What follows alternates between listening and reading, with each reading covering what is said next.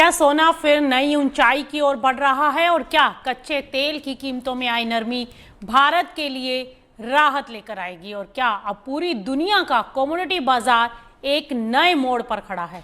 दरअसल अंतर्राष्ट्रीय बाजार से आज 3 बड़े संकेत सामने आए हैं। पहला, सोने की कीमतों में फिर तेजी लौटती दिखाई दी है।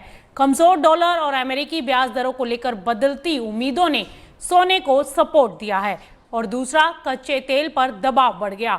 ओपेक प्लस ने अगस्त से उत्पादन बढ़ाने का फैसला किया है, जिससे विदेशी बाजार में सप्लाई बढ़ने की उम्मीद है। और तीसरा, पूरी दुनिया की नजर अब अमेरिकी फेडरल रिजर्व की अगली चाल पर टिकी है, क्योंकि ब्याज दरों का फैसला ही ये तय करेगा कि आने वाले महीनों में सोना और तेल किस दिशा में जाएंगे। नमस्कार, स्वागत है आपका मार्केट टाइम्स टीवी में। आपके साथ मैं हूं रूपा मेहता और आप मेरे साथ देख रहे हैं कमोडिटी बोर्ड रूम। इन सभी बड़े घटनाक्रमों को समझने के लिए आज हमारे साथ जुड़ रहे हैं मनोज जैन जी। आप पृथ्वी फिनमार्ट से हैं, आप डायरेक्टर हैं और रिसर्च हेड हैं।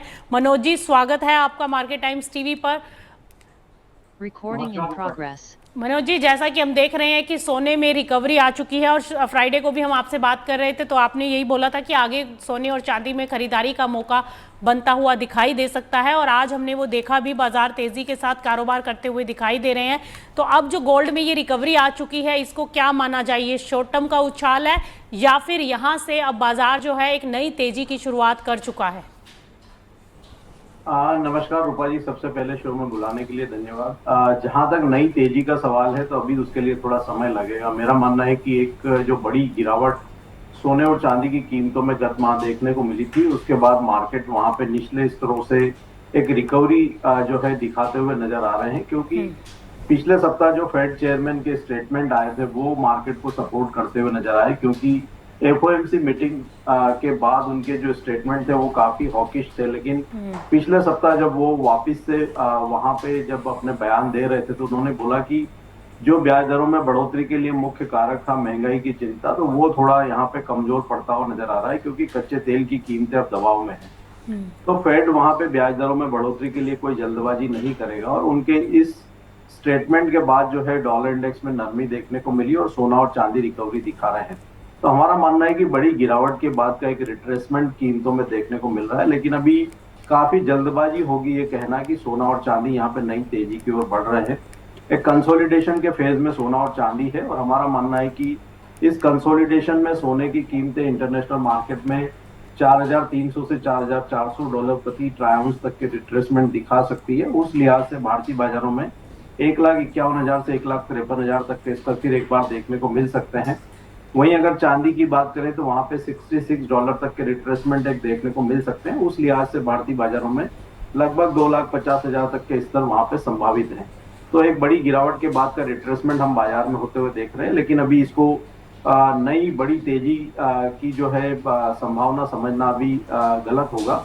हमारा मानना है कि उसके लिए एक बड़े ट्रिगर का वेट करना चाहिए। ओके, तो यानी कि ये मान के चलें कि अमेरिका के कमजोर रोजगार आंकड़ों के बाद बाजार ये अब मान रहा है कि फेड इस साल ब्याज दरों को लेकर पहले जितना आक्रामक नहीं रहेगा और यही इसकी अब सबसे बड़ी एक बार ताकत बनती दिखाई दे रही है। लेकिन दूसरी तरफ मनोज जी देखें तो महंगाई भी अभी चिंता का विषय है। अगर फेड फिर सख्त रुख अपनाता है तो फिर क्या लगता है कि गोल्ड के ऊपर दबाव बढ़ सकता है? देखिए, महंगाई के लिए हमारा मानना है कि जो कच्चे तेल की कीमतें वो सबसे बड़ा कारण थी और वो यहाँ पे ईज होता हुआ नजर आया है। और इनफैक्ट जो फरवरी मंथ में प्री वॉर लेवल पे जो स्तर थे वहां पे कच्चा तेल फिर एक बार पहुंचता हुआ नजर आया है। तो कहीं ना कहीं महंगाई की चिंता जो है वो थोड़ी कमजोर पड़ती हुई नजर आई है। लेकिन यहाँ पे फूड इन्फ्लेशन को लेकर के जरूर चिंता है, क्योंकि पूरी दुनिया यहाँ पे जो पर्यावरण में जो बदलाव है उसके चलते कमजोर बारिश के संकेतों से जूझ रहा है।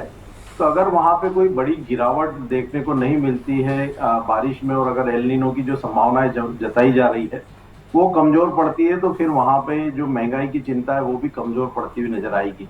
तो शॉर्ट टर्म में हमारा मानना है कि मार्केट एक रेंज में ही कंसोलिडेट करता हुआ नजर आएगा। अगला ट्रिगर जो है मार्केट के लिए वो इस सप्ताह एफओएमसी मीटिंग के मिनट्स रहेंगे और फेड चेयरमैन की इस सप्ताह भी जो स्पीच होनी है वहां से फिर जो है फ्रेश डायरेक्शंस मार्केट को मिलते हुए नजर आएंगे। लेकिन शॉर्ट टर्म के लिए अगर जुलाई मंथ की हम बात करें तो मार्केट एक कंसोलिडेशन के फेज में ही रहे। ओके,